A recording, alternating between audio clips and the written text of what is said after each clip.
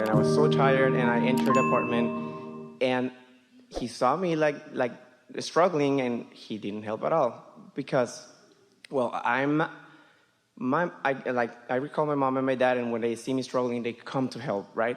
So I associate that with not loving me. And of course, my mind comes into the way right away and says, no, that's not true, right? But it is this kind of idea that comes, and then my mind speaks up. So this is good, because this is a little twist on what we were talking about, isn't it? Your belief is that when you love someone, you help them, and that sacrifice is good, and that neediness should be alleviated. On the one hand, it helps you out, and on the other hand, it bites you in the butt. Sacrifice is a good thing, and when you are in need, someone should come. So this is an opportunity to calibrate. So you have that thought, and you even write it down. I would help, and he isn't. And if he really loved me, he would be helping. And because I really love him, I would do anything. No matter how tired I am, I would be there. That's very much what it would work. Yeah. So then you feel the negative emotion in that, and your logic, your knowing lets you know that you're out of sorts, that when you feel bad like that, your inner being is thinking something different. So you decide that rather than trying to defy the law of attraction and evoke from someone, this is what we were talking about earlier, you're not in the receiving mode. So what you're actually saying is, when a person is not in the receiving mode, that's when you should attempt assertion, and you should suffer and struggle on their behalf, and then everything will work out. But it doesn't, because it just leads to resentment. Before long, you're fighting about who's doing the most and under what conditions. In other words, you'll never sort that out. Haven't you been trying that with scores of people all of your life? Does it ever work out? Can you break them like a horse and get them to do what you need them to do? I don't need to send it out to the whole world, just this one person. This is what I need from you. What I need from you is you sacrifice whatever you're doing, and most of all, defy the law of attraction and give me what I want, not what I'm a vibrational match to in this moment. You hear that? Buck my current. I'm needy, I'm tired, I'm ornery, I feel disrespected, and you need to do something about that. That's what you're saying.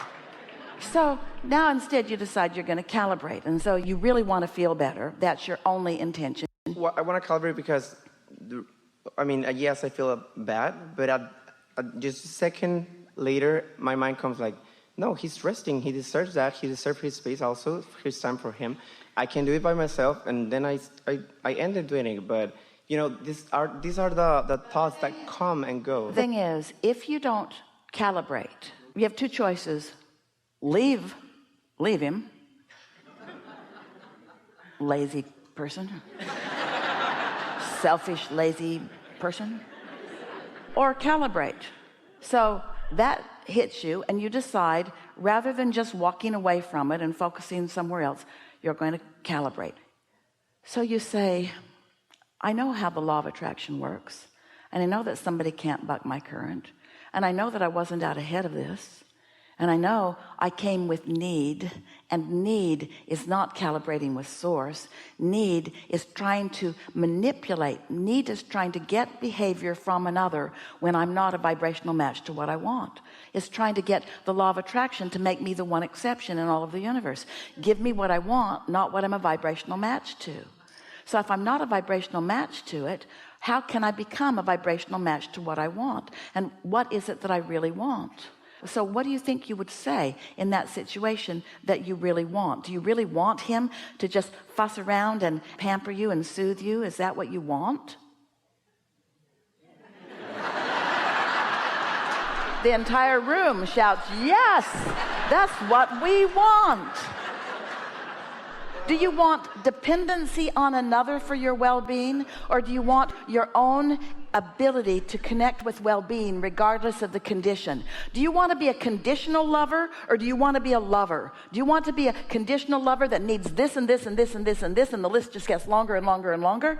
Or do you want to be one who loves no matter what? Do you want to be one who walks into the room and lights it up, or do you want to be one who walks in the room and makes everybody complain? Do you want to be one who walks in the room, makes everybody snap to because they know if they don't behave just the way you want them to, that heads will roll? Is that what you want?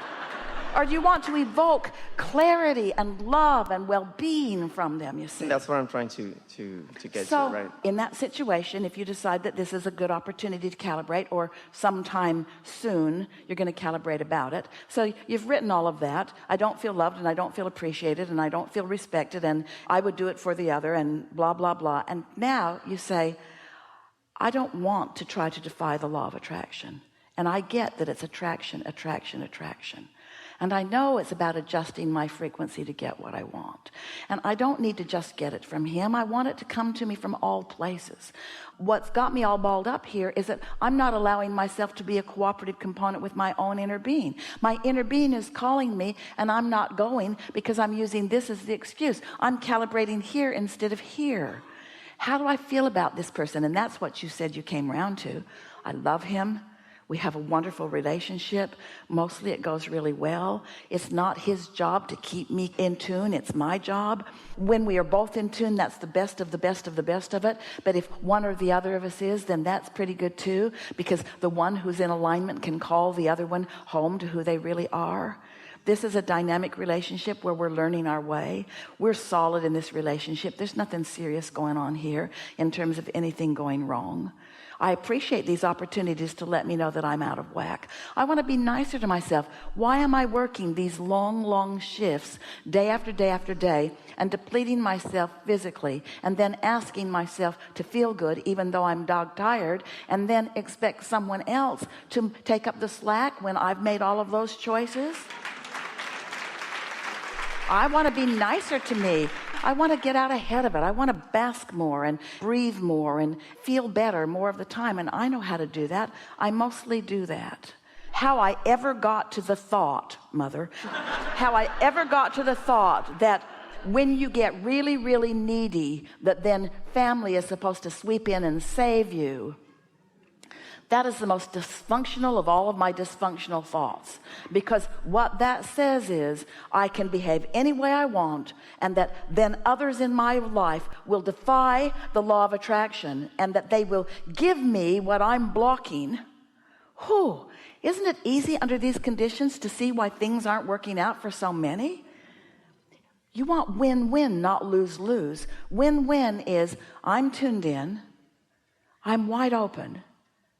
Law of attraction is bringing others. We're cooperative components to each other. We're attracting good things from each other. That's win-win. Lose-lose is I'm tired, you're obligated, you give me what I need, you don't like it, I don't like it either, you didn't do a good job, you need to shape up, I did all I could do for you, you don't deserve it. That's lose-lose. Clear? Pretty clear. Helpful? Yes. A lot. More? Thank you so much. Thank you.